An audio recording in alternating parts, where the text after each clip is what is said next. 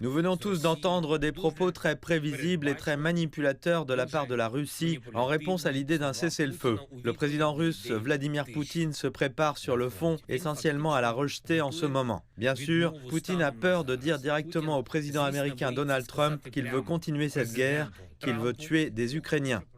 Aux États-Unis, le président Donald Trump a pris acte des bons signaux envoyés par la Russie.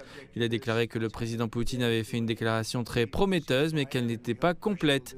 Trump a réaffirmé qu'il était prêt à s'entretenir avec son homologue russe, alors que l'envoyé spécial américain Steve Witkoff et d'autres négociateurs ont discuté des terres et d'autres éléments d'un accord final avec l'Ukraine.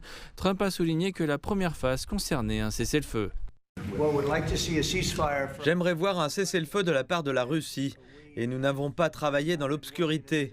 Nous avons discuté avec l'Ukraine des terres et des parcelles de terre qui seraient conservées et perdues, ainsi que de tous les autres éléments d'un accord final. De nombreux détails d'un accord final ont donc été discutés. Nous allons maintenant voir si la Russie est présente ou non. Si ce n'est pas le cas, ce sera un moment très décevant pour le monde.